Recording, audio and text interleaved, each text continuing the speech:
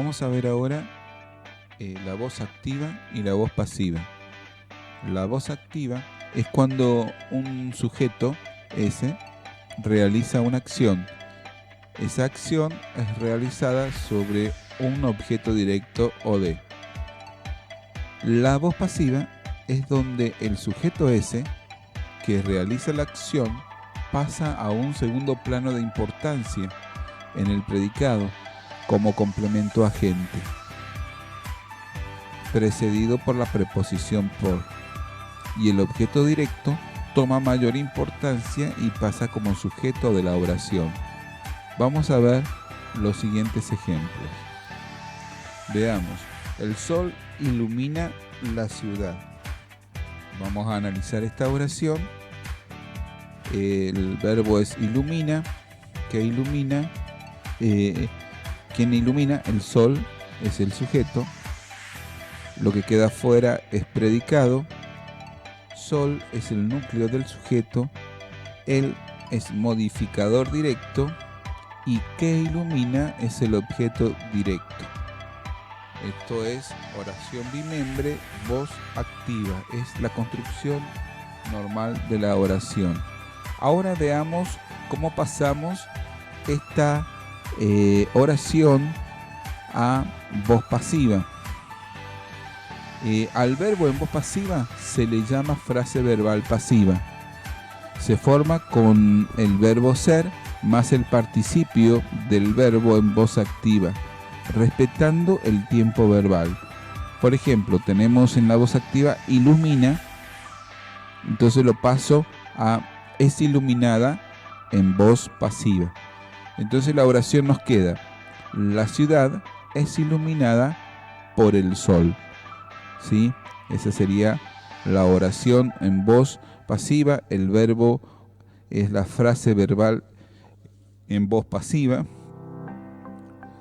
¿Quién es iluminada? La ciudad, el sujeto expreso simple.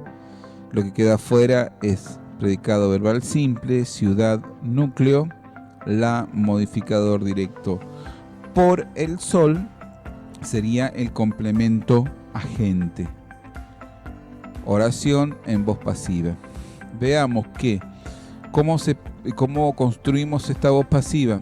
El objeto directo pasó a ser el sujeto, y el sujeto en la voz activa pasó a ser el complemento agente.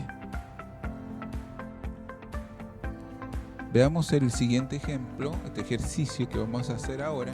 Vamos a pasar a voz pasiva la oración que está en activa, pero no la vamos a analizar sintácticamente. Lo vamos a intentar hacer sin el análisis. Entonces, la oración es: el fuego de la hornalla coloreaba sus cabellos. Debajo quedaría: sus cabellos eran coloreados por el fuego de la hornalla. Fíjense, el verbo en voz activa, coloreaba, pasó a ser eran coloreados.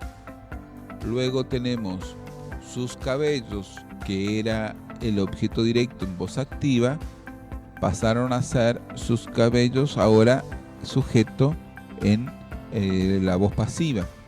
Y el fuego de la hornalla quedaría como objeto directo, y la oración quedó entonces: sus cabellos eran coloreados por el fuego de la hornalla.